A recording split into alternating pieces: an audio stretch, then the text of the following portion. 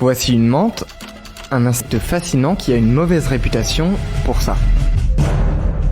Vous l'aviez peut-être déjà entendu, lors de l'accouplement, on dit qu'elle tue le mâle avant de le manger. Pas super sympa, mais en fait j'ai découvert que ça pourrait aussi servir les intérêts du mâle. Salut, c'est Lucas. Cette pratique des menthes, on appelle ça le cannibalisme sexuel et il y a pas mal d'idées reçues ou de fantasmes autour. Comment on arrive à ce genre de comportement extrême où la femelle dévore le mâle? Ça pose question. C'est vrai que ça peut paraître pas super stratégique comme pratique. Si les femelles tuent tous les mâles, eh bien l'espèce pourrait rapidement disparaître. Et puis on a envie de savoir, est-ce que les mâles se laissent manger ou pas? Et si oui, pourquoi? Pour mieux comprendre, j'ai essayé de me plonger dans la vie de ces animaux. On va parler de leurs pattes mortelles, de leurs techniques de camouflage et de pas mal d'autres aspects assez passionnants. Pour ce nouvel épisode, je me suis demandé comment marche vraiment ce cannibalisme sexuel, qu'est-ce que ces insectes y gagnent, je vous explique. Ces recherches sur les menthes, elles m'ont notamment mené dans ces coulisses du Muséum national d'histoire naturelle de Paris. On a ici cette travée qui correspond aux collections de menthes. On a ici une boîte de Mantis religiosa, la menthe religieuse. Ici, on a regroupé des milliers de menthes et vous verrez qu'il y a des choses très surprenantes. Alors voyons comment marche concrètement ce cannibalisme sexuel. Les femelles peuvent se retrouver à manger les mâles, après, pendant ou juste avant une reproduction. Une fois qu'ils sont en posture de copulation, ce qui va se passer, c'est que la femelle, avec ses pattes ravisseuses, va le saisir et puis commencer à le grignoter tout simplement. De son côté, Hugues Mouret, directeur scientifique de l'association Arthropologia, m'a expliqué « Le mâle est d'abord décapité, ce qui le désinhibe et lui permet de finir l'accouplement avant de se faire manger tout ou partie. » Et vous l'avez peut-être remarqué, à cause de ce comportement, l'image de la menthe religieuse est parfois associée à des figures féminines dans des œuvres ou des affaires judiciaires par exemple. Bon, comme ça, c'est vrai que ce comportement de la menthe, il peut paraître un peu glauque, mais en fait, ça peut lui être très utile, vous allez voir. Ce cannibalisme sexuel, donc on peut l'observer chez les menthes, on peut l'observer également chez des araignées, chez d'autres insectes, chez des coléoptères, chez des gastropodes, donc des escargots, des copépodes. Mais alors, est-ce que toutes les menthes mangent à chaque fois le mâle? Et en cherchant la réponse, je me suis rendu compte que des espèces de menthes, il y en avait en fait plein, et des plus ou moins dangereuses. Quand je pensais aux menthes, celle que j'avais en tête, c'est elle, la menthe religieuse qu'on trouve notamment en France. On parle souvent de menthe religieuse et on a cette image encore une fois de Mantis religiosa, mais en fait il est connu plus de 2500 espèces de par le monde. En tout cas en France métropolitaine et Corse comprise, il y a 9 espèces différentes, essentiellement dans le sud de la France. En fait, des espèces de menthes, on en trouve partout sur la planète, sauf en Antarctique. En suivant Frédéric Legendre dans les collections du muséum, je me suis rendu compte qu'elles pouvaient avoir des formes vraiment très différentes. Voilà par exemple à quoi ça peut ressembler, ça appartient aux menthes d'une manière générale. Donc on voit cette forme avec ses expansions, c'est très particulière, ici avec le genre Phylocrania. Donc là on va se rapprocher un petit peu plus des phasmes, avec ses formes très allongées, d'autres colorations, avec des reflets métalliques, c'est le genre Metallithicus. Et qu'elle pouvait mesurer de 1 cm à 20 cm de long. On peut regarder Macromantis par exemple, en taille assez impressionnante.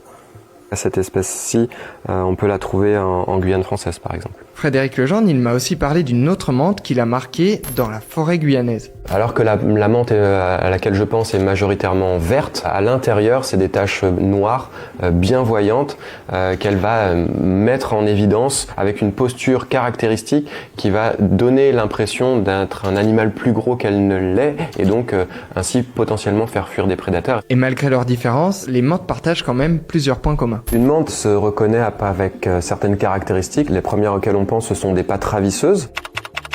Elles sont aussi caractérisées par exemple par la formation d'oothèques, donc c'est un groupe d'œufs qui est rassemblé dans cette oothèque justement. Mais revenons au cannibalisme sexuel. Est-ce que les femelles de toutes ces espèces tuent les mâles? En fait, dans cet article scientifique de 2018, on apprend que c'est plutôt rare dans la majorité des espèces. En 1992, un scientifique avait même tenté de faire un décompte précis. Il y avait seulement, de mémoire, 16 espèces qui étaient listées, avec beaucoup d'observations en captivité, pas forcément sur le terrain, ce qui fait qu'il y a probablement plus d'espèces qui réalisent ce comportement. Même si on double ce chiffre, ça représente une infime minorité chez qui ça a été réellement documenté en tout cas. Et donc pour ces espèces, est-ce que la femelle mange à chaque fois le mâle? Regardons la fréquence du cannibalisme sexuel chez la menthe religieuse qu'on trouve en Europe et chez cette menthe australienne. Les femelles mangent les mâles dans près d'une interaction sexuelle sur 3 en moyenne. Pour la menthe Myomantis cafra, originaire d'Afrique du Sud, c'est presque 2 fois sur 3.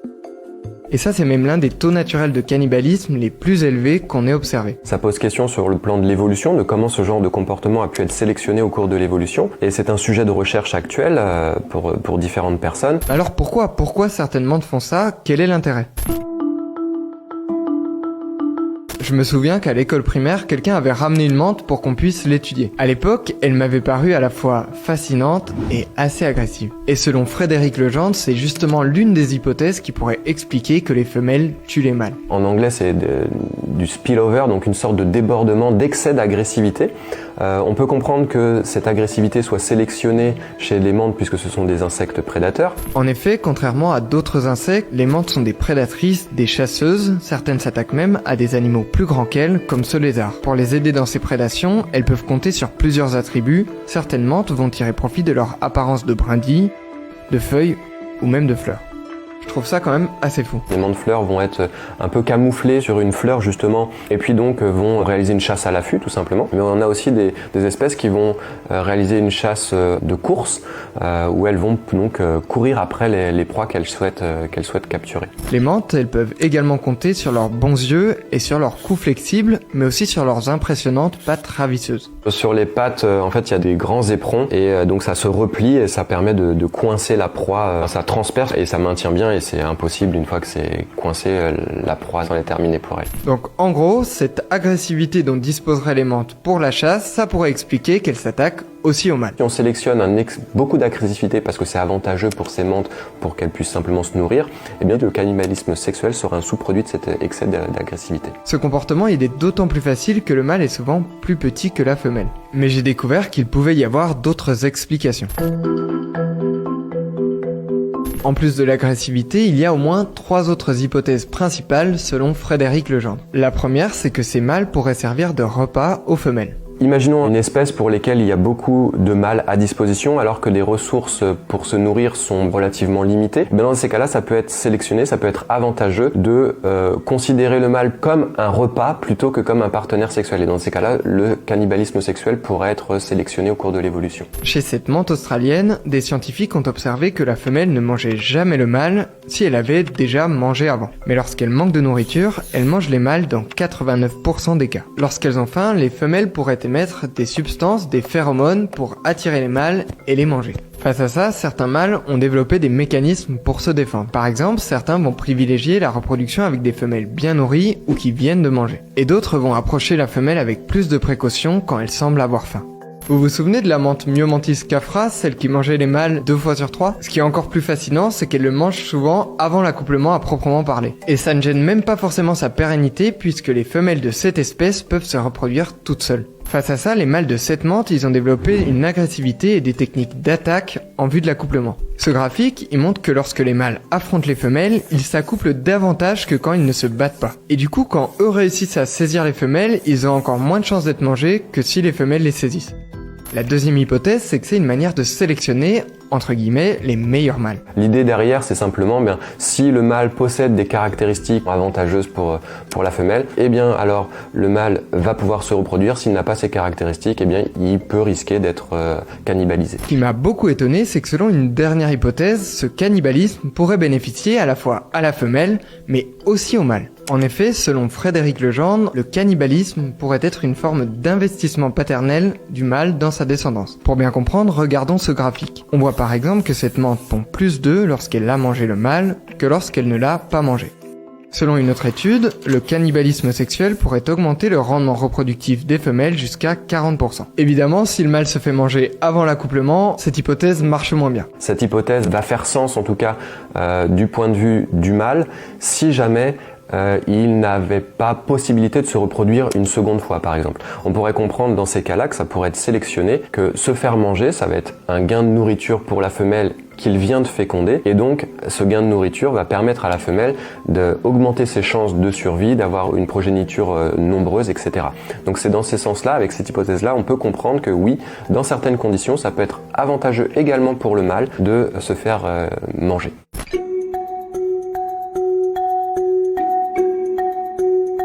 J'espère que cet épisode de la grande explication, il vous aura intéressé. N'hésitez pas à me dire ce que vous pensez de ce comportement dans les commentaires. En complément, je me suis demandé si les mantes étaient des espèces menacées. Les mantes sont plus diversifiées en région tropicale, comme beaucoup d'insectes, et comme beaucoup d'insectes et d'autres animaux aussi qui vivent en forêt tropicale, eh bien, le principal facteur de risque pour elles, c'est tout ce qui concerne la destruction de leur habitat, qui est une cause majeure d'extinction. En forêt, ça va être la déforestation, mais on a aussi plein d'autres zones. Chez nous, il y a de moins en moins de prairies sauvages, par exemple. Là aussi, ça va être une forme de destruction d'habitat qui fait que, il y aura moins d'habitats propices au développement de ces insectes. Merci au personnel du Muséum national d'histoire naturelle de Paris et à tous les gens de Brut qui ont participé à cette vidéo. Vous pouvez retrouver d'autres vidéos sur notre chaîne. En complément, vous pouvez vous abonner à la chaîne Brut et vous pouvez retrouver ici d'autres épisodes de la grande explication sur l'environnement ou les animaux. Et pour un nouvel épisode, je vous dis à la semaine prochaine.